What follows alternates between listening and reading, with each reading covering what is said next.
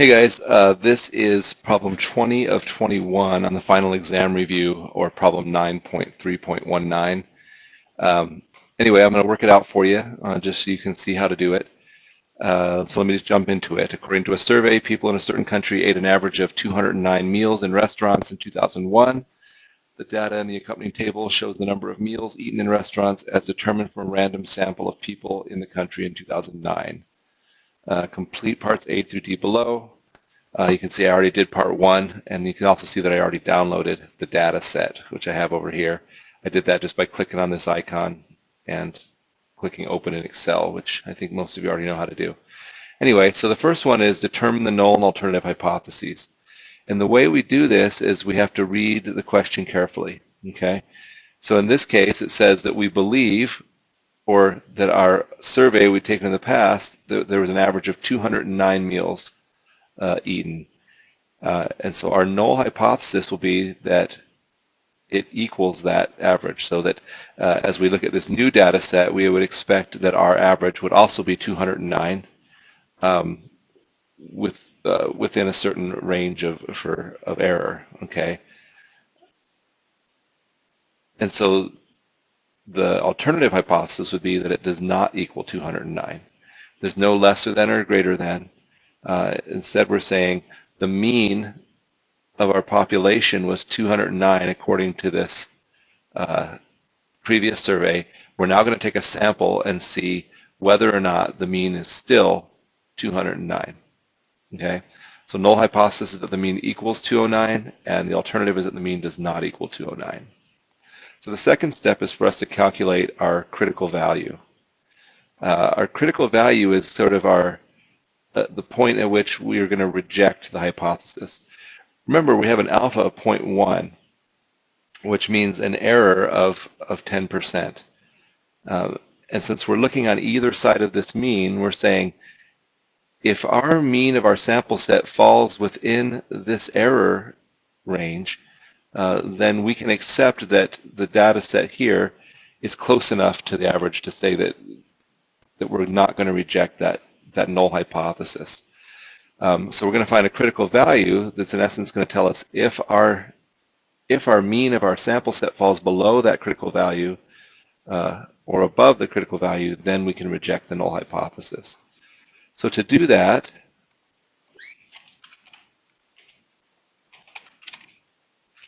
we're going to use a function in Excel. The other thing we have to know is, are we using a t-value or a z? And if you remember, we can only use the z if we know the standard deviation of the population. We have to use the t-distribution if we don't know that.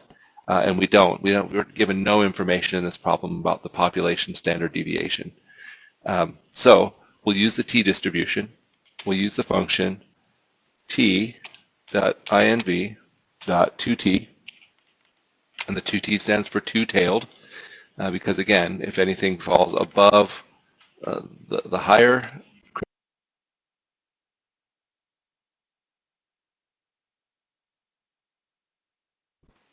we're going to have to reject it. Okay? So, and then the probability, which is going to be 0.1, or our alpha, and then the degrees of freedom, which is our n minus 1. Remember, n is the number of items in our sample. So we have 20 items here, so n minus 1 is 19. This is going to give us our critical value, 1.729. And because it's a two-tailed test, it's going to be a negative 1.729, comma, a positive 1.729. That means if our test statistic, which we're going to calculate in a minute here, falls below the negative 1.729 or above the positive 1.729, we'll say that those are too far away from the mean of 209, and so we'll reject it. And if it falls within that range, then we'll accept it. Okay, that's what that means. Oh, wait a minute. It says it's not right, so I better make sure I did that correct. Round to 3 decimal places as needed. Use a comma to separate the answers. Oh, you see right there, I put a comma instead of a decimal. And I did the same thing there. There we go. All right, now we have to determine our test statistic. In order to do that,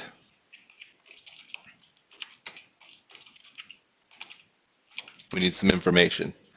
The first piece of information we need is the mean of our sample, or the bar x. That's usually represented as an x with a line over the top of it.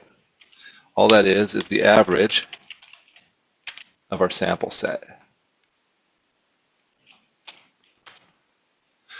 The second thing we need is our the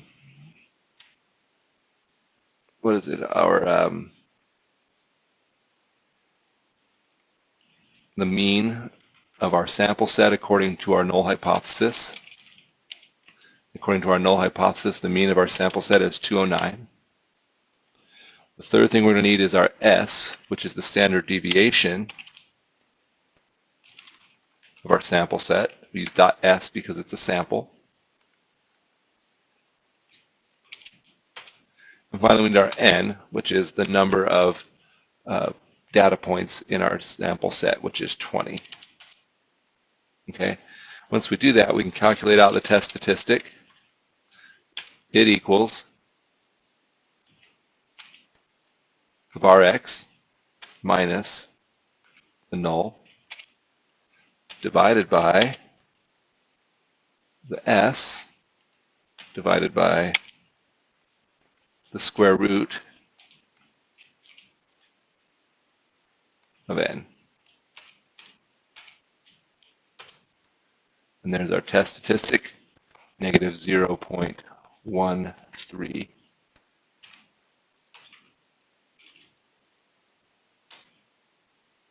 All right. Now we have to draw some conclusions about this. Remember I said if our test statistic falls below the negative 1.729 or above the positive 1.729, we would reject the null hypothesis. We would say this is too far away from the mean. In this case, though, it doesn't fall below the negative 1.729, right? It's falling pretty close to 0, actually, at the negative 0.13. So we're not going to reject the null hypothesis, and the reason we're not rejecting it is because the data do not provide sufficient evidence to conclude that it's changed.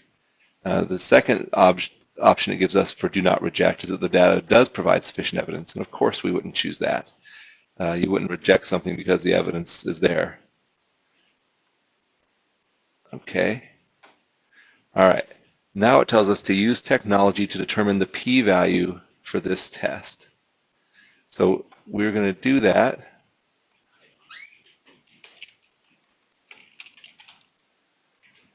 using another Excel function.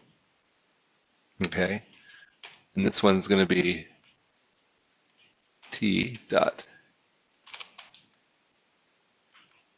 distribution and x. We're going to use our test statistic for x,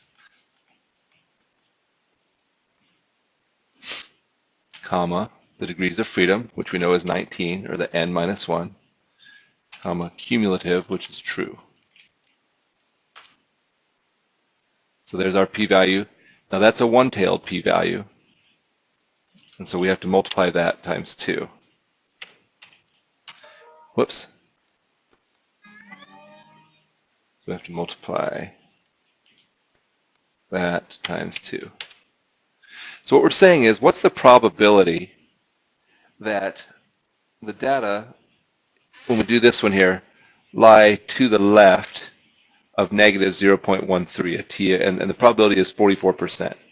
But because it's a two-tailed test, we want the probability that the data lie either to the left of a negative 0.13 or to the right of a positive 0.13.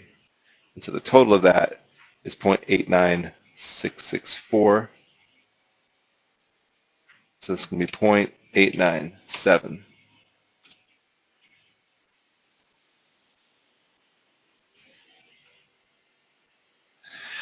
So the last thing it asks us is, I think it's the last thing, what assumptions need to be made to perform this analysis? And it says, since the population standard deviation is unknown, the sample size is less than 30, it needs to be assumed that the population follows a student t distribution. You would think that that's what it wants, but what it really wants you to recognize is that since the population standard deviation is unknown, sample size is less than 30, it needs to be assumed that the population follows a normal distribution. And the reason that this question is just meant to like teach you, I guess, that the normal distribution in the student t ultimately, as your sample size gets greater, it's going to follow the normal distribution anyway. So we're going to make the normal distribution assumption. That's all they're looking for. And that is the end of question 20.